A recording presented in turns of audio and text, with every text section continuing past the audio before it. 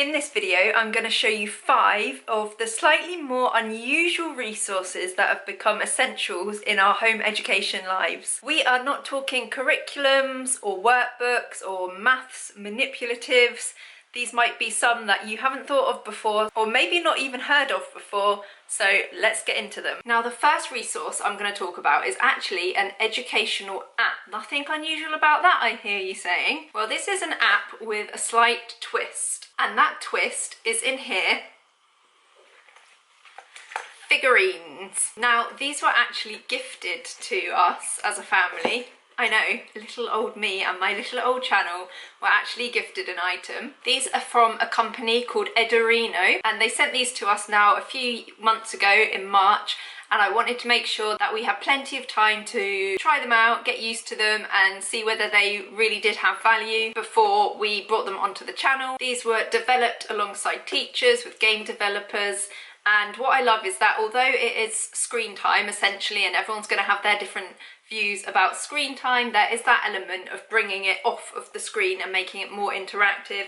So essentially you get all these different characters and they each relate to a different subject. The child then holds that onto the screen and it initiates the particular part of the app corresponding to the different subject. And what's great is they then interact with the app using this pen. Do you remember we used to, like, if you went to school back when I did in the 90s, you used to always get these triangular shaped pens to help with your handwriting. So they have these ergonomic pens, and that's how the child interacts with the app. And of course, kids being kids, they're not just using these with the app, they are also becoming play figures and characters in their imaginative games. You might have seen these already over on different people's Instagrams and stuff. They're super smart iPads and Fire tablets, but if you don't have that, don't worry, because it literally works on my ancient iPhone 8 Plus. Like, honestly, look at this thing. Please watch my YouTube channel so I can afford a new phone. But what I love about the fact that you don't have to use a tablet with it is that, you know, as home educators, we are out and about all the time, and I can literally put these in my bag. I have my phone with me anyway, and then if we're at a point where we have like a lull in activity, or for example, 2 of my children do swimming lessons and 1 has opted out of swimming at the moment, so that's great for him to be able to take along and do whilst the other 2 are swimming. So the other thing I like about this digital learning product is that it isn't just maths and English. You have characters for all different types of subjects. So for example, this one I believe is called Yuki, and that is for creativity and design. One of my twins loves this little guy. That is Luca, and he is for early coding skills. So as you can see, there really is a range of subjects that it covers, and you can buy all these individually. So if there's some that you're not that interested in, then you can just select the ones that you are, or they do come in bundles as well. These have just been something a bit different and a bit more interactive. And me, yeah, I love the little bag. I'm not gonna lie. Love the little carry case, so I can just whip that in my bag and take it around with us. Let's move on to a probably even more unconventional homeschool resource, but one that I think brings so much value. Bear with me on this one.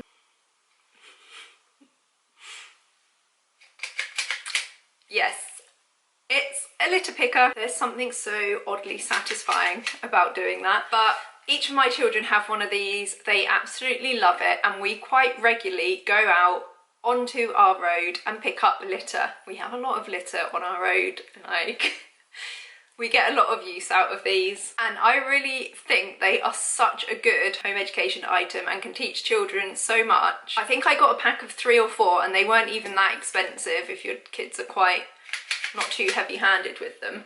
I'm going to stop doing that. You can obviously branch off so much from this sort of thing about the importance of picking up litter, the effects that it can have on animals, and the benefits to the environment. You can also go into sort of personal responsibility and how it is up to us in a large part to look after our communities and not always just rely on the government, because I think there's a lot to be said for teaching children to take care of their environment, the responsibility of doing so, and they have had such good feedback from other residents on our road when we've been out and about doing this, which also I think helps elevate the perception of home ed kids in society. So I like to think we're doing our bit for that. It has meant that my kids have interacted with other people out on the street, again debunking this myth that home ed kids are isolated and have no socialization. And along from, you know, teaching about personal responsibility and the environment and looking after our spaces,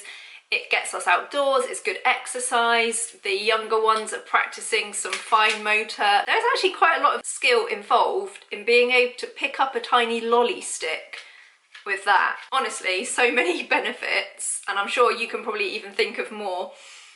But for a relatively unusual, cheap item, we love this. If you need convincing of what a good item I think this is, and if you know me in real life, you already know about my obsession with these. I have them like everywhere in my house.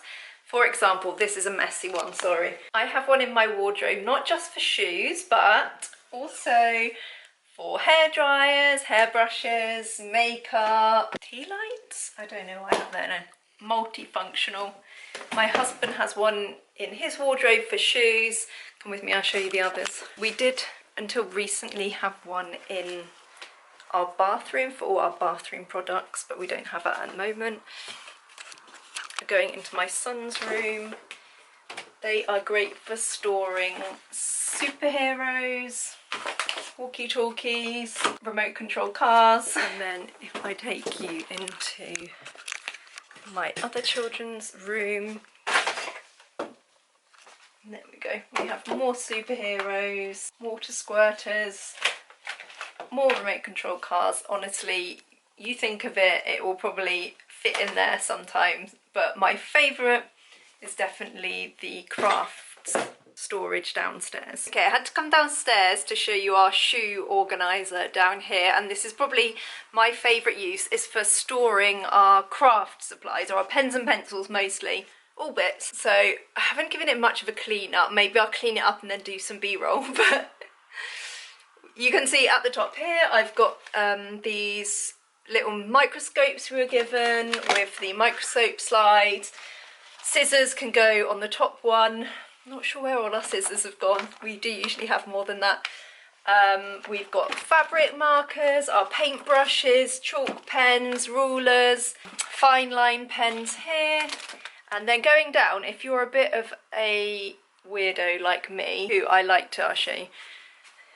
You've seen this before. If you're someone like me that likes to colour coordinate your books, then you will also love colour coordinating your pens and pencils by colour. And this has just been really great for us, for the kids to be able to see everything that they've got laid out in front of them, and they can come along and just take out what they need, and then it's easy for them to put it back in the right place and for me not to lose my mind.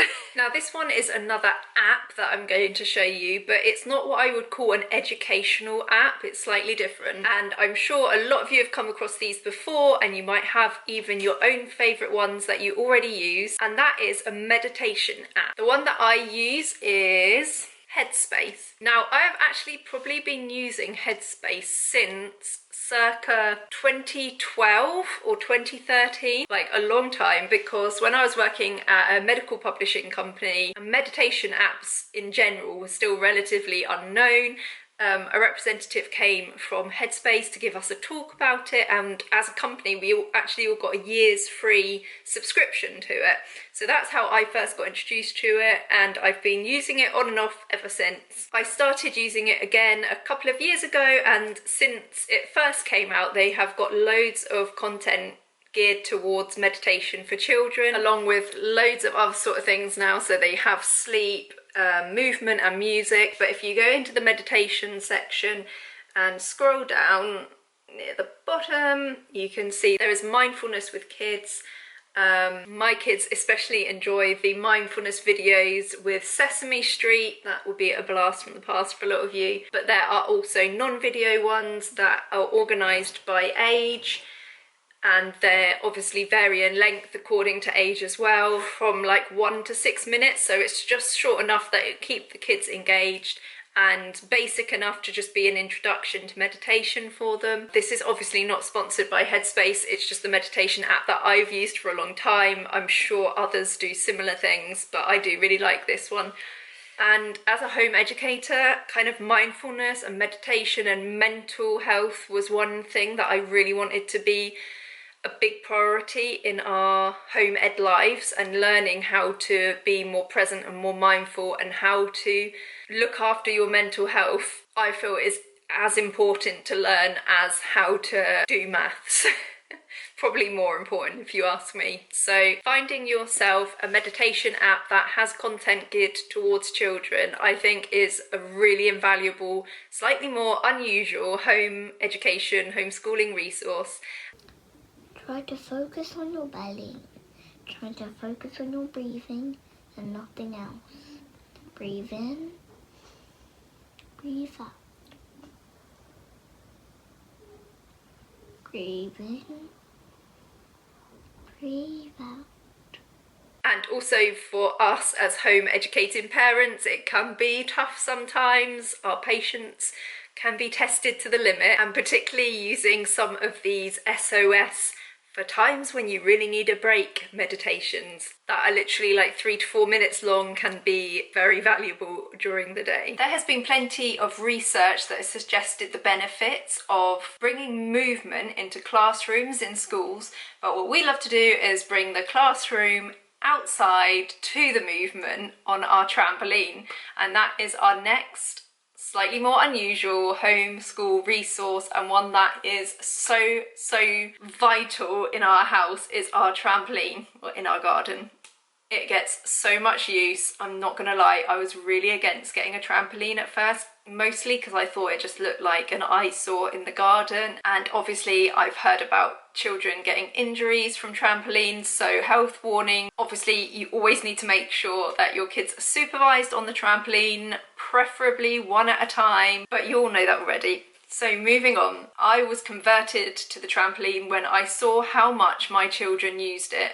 Every single day, sometimes in the rain, often multiple times a day. Like, it's probably one of the toys that has most got the value for money. And not only is it just a good form of exercise and body control, but there has been lots of research to show that when kids are moving and learning, the retention of that information is a lot higher. And it is also great for self-regulation, being able to have an output for releasing any of that pent-up energy that kids sometimes always have. And the other thing that I found is it's actually great for like bonding and connection. When I'm on the trampoline with them, I cannot be putting a load of laundry on or checking my phone for something or tidying something up. Like, we have so many laughs when we're on the trampoline, and it's that moment of really focused attention, a bit like when we're in the swimming pool together, when all your attention is on them, you can't do anything else. And sometimes we kind of need to be, I think, as parents, forced into those situations. And honestly, the trampoline is something that we have probably come to the point where we couldn't